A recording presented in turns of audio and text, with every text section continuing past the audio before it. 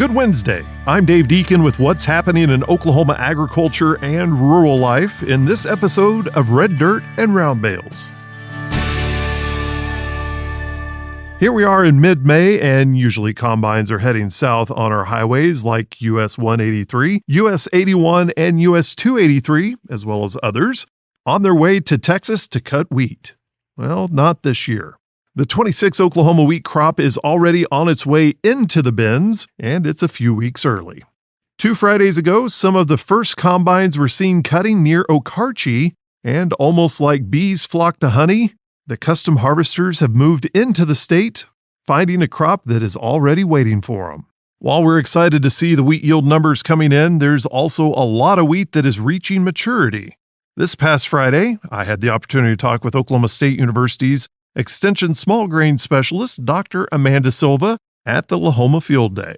We talked about not only the wheat at Lahoma, but also how the crop is not all bad all over the state. No, this is one of the extremes. It's a rough year for our wheat producers, for sure. We all know that it's been so dry, nothing new there. But in some cases, actually, I was surprised to see some pockets of good-looking wheat, considering the conditions like here. Of course, it's not that yield potential that we would expect for Lahoma, for example. But considering the little bit of water that we've had, I think it's. I'm happy to see this. I think it looks good. So I think in some pockets where maybe some farmers got some rain, may be able to cut something that would be good. I don't think we could ever call any of the crops in our state uniform just because of how large Oklahoma is. But Dr. Silva says the moisture this fall pretty much decided where the wheat yields would shine this summer. The variability, there's a lot of variability out there.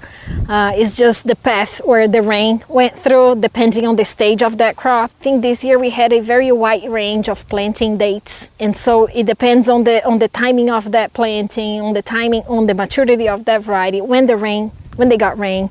I think that we can all agree that we're not necessarily going to see the best wheat this year. But Dr. Silva says the quality should be good, given the conditions under which it grew. We may be seeing small kernels this year just because the grain filling period is getting very shortened. So that's when the crop would start filling that grain. And so we might be seeing smaller grains this year. But I'm hoping, if we can get a half of what the average is for the year, the way it has been, I think it's good.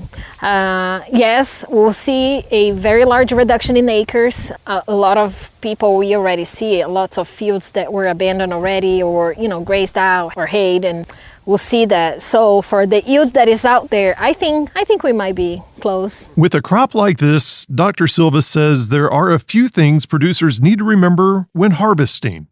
Now, for harvest maturity, we see differences too. And especially this year that wheat's turning so fast, maybe on the early maturing varieties, we have to watch a little bit more. Maybe they suffered a little bit more than the late maturing varieties, and that is just because of the timing of rain or combination with a planting day, maybe an early planting day, no rain, and those crops are just ready to mature and finish. With this wind, it's gonna dry out.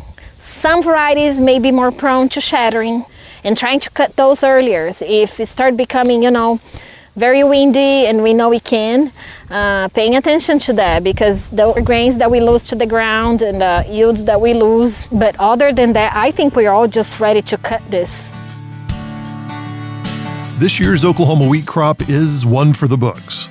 While the projected numbers are about half of the 10-year average, there's a lot of sweat and tears in this crop. Not that it's going to help anyone, but we're not the only state that's having a rough go of it.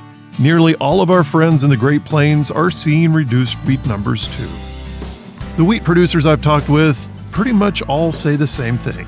They're going to give the crop what it needs because the world needs this crop. To learn more about my chat with Dr. Amanda Silva, visit reddirtandroundbales.com. I'm Dave Deken. Have a great Wednesday, and we'll talk with you tomorrow as we take another look at rural life and agriculture in Oklahoma on Red Dirt and Round Bales.